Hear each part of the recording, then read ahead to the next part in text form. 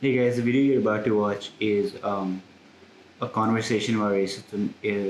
Although there was sort of a question in this episode, we just ended up speaking where there were so many interesting examples spoken about experiences to do with racism. So yeah, please do like if you enjoyed, and yeah, I hope you enjoy the video. Yeah. And what kind of have what kind of conversations have you had with other African students? Have they Well, been similar we to the we conversations we have?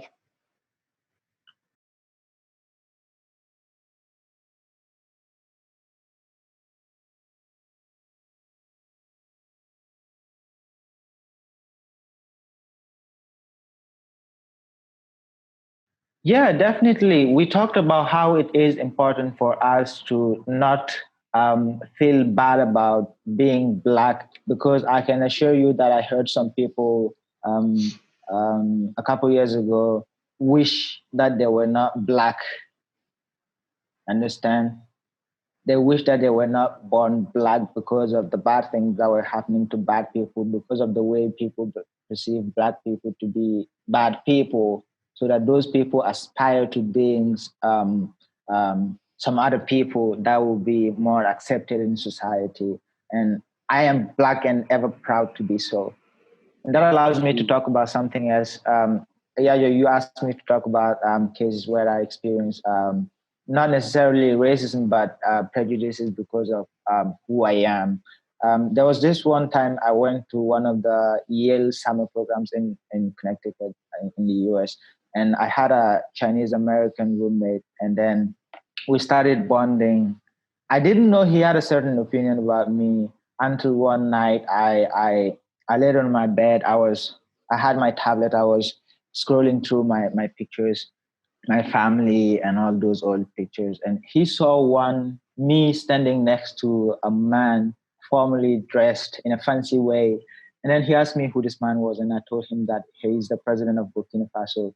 He was shocked. He asked me why are you sitting next to the president of your country? And I told him that actually I was he invited us to his house to congratulate me for my academic achievement. And then he sat for quite a few minutes and came back to me, and he told me I actually have to apologize because, honestly speaking, from the very moment I met you, I didn't think you deserved to be here, but I took you to be one of those African kids that American universities try to bring here to help them, not because they deserve to be here, but out of pity, empathy for them. But from this conversation I had with you, I can see that you totally deserve to be here. I didn't know he had that opinion of me. He once asked me if I could do math. I told him, yeah, I'm good at math. I like math. And then he sat me down and gave me a math question, and I solved it. He was quite surprised. He's like, "Oh, really? So you can do this math?" I said, "Yeah. I'm in grade 11 back home, and I can do this math." Then that's from the moment he told me that he thought I was an undeserving student being there, I understood why he gave me that math question. You see how there are lots of way it can be expressed, but not necessarily being racism, but a form of how people see you based on your origins. So yeah. Yeah, I don't know what to Yeah, I think say. that yeah, I think those are really really good examples because I think both of those examples illustrate kind of the two different things that we talk about, that sort of systemic racism that's existed, that like is embedded. We were talking about this earlier, the type of racism that's embedded into power structures and political structures and into authority. That's the example from the Singapore airport. And then you have these other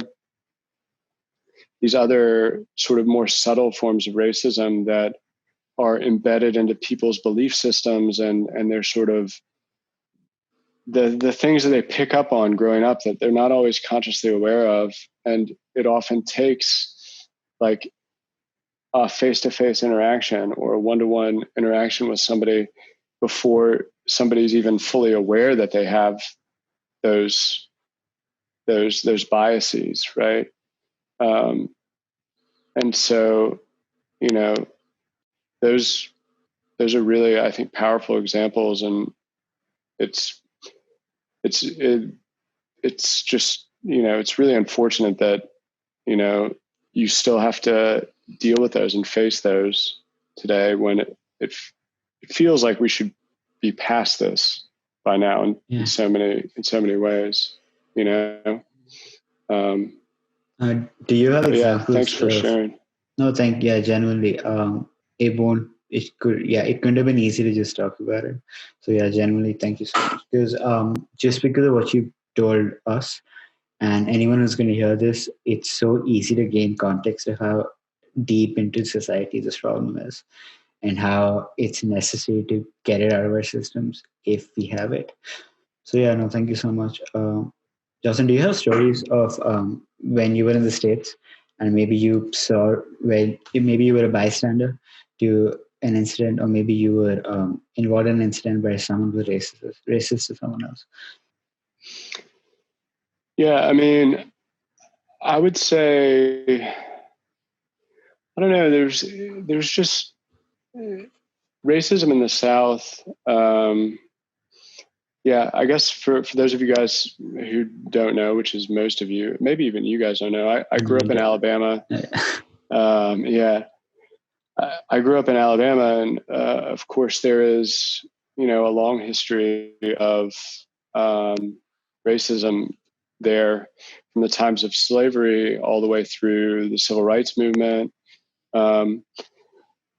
And yeah, I mean, it's, you know, Birmingham, where I grew up, is a predominantly African American city. It's a black city. Like, we've had a black mayor, a black chief of police for my entire life, growing up. And so it is, you know, there's a rich history of African American culture there, sort of in the same way that you see in Atlanta. I mean, Atlanta is a very vibrant center of African American culture. Yet it's also in the center of this part of the country where slavery started. So, you know, for me, I would say the biggest kind of examples of racism growing up were the sort of societal level examples, where you saw essentially what's come to be known as white flight. Have you heard that term before?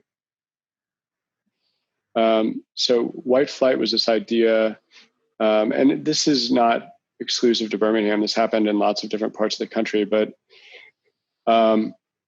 it's essentially when affluent white people would leave an area and move to a different part of the city. And in a sense, what would happen is they would create areas of the city that were predominantly white and areas of the city that were predominantly black. So and this is how it was in Birmingham. So what you would have is, you would have these parts of the city that were essentially like neighborhoods, but they would incorporate and they would form their own city so that they could have their own school system. So you can, you know, there's some really stark statistics about this, but there is, I think it's the largest discrepancy in the nation between two adjacent school districts in Birmingham, where in one side you have one of the wealthiest school districts in the entire country, and literally right next to it you have one of the poorest school districts in the entire country. So that was, for me, that's something I always sort of associate with like modern sort of systemic racism. This idea that like white people sort of all took their money and moved to one area and said like, okay, this is our city, and made their own school system, and also took tax dollars away from another part of the city, which then tends to have less money for education, tends to be predominantly African American. And so those were the sort of discrepancies that I saw in the city growing up, where you'd have public schools, but they were, different in terms of the resources that were available. Were you conscious of what was happening back then, or are you more aware of it now? No, I mean, we definitely knew it. We knew it was a thing. And this goes back to, like a lot of I think what these protests are trying to get at now. There's like fundamental issues that have created a lot of the inequality that exists now, which then drives a whole host of problems and issues that reinforce racism or reinforce racist beliefs. And I think I've read some studies. I wish I could refer to them exactly, but like just sending your kids to an integrated school where they are interacting with people of different ethnicities, different races, different backgrounds is, I think, proven to be one of the easiest ways to sort of undo that sort of implicit racism that we were talking about. That example of the student at the summer program that Sylvain mentioned, and essentially these things that I saw growing up, where you had a lot of, I mean, this wasn't true throughout, but you had areas that were predominantly white or areas that were predominantly black, and that has a negative impact on reinforcing racial stereotypes at really like critical points in a person's development, right? That whole childhood through adolescence, like the more exposure you can have to interacting with people of different backgrounds, the less likely you are to hold either explicit or implicit, I think, racist beliefs or prejudices. Thank you so much for watching the whole video. I hope you enjoyed it. If you did like it, please do leave a like, please.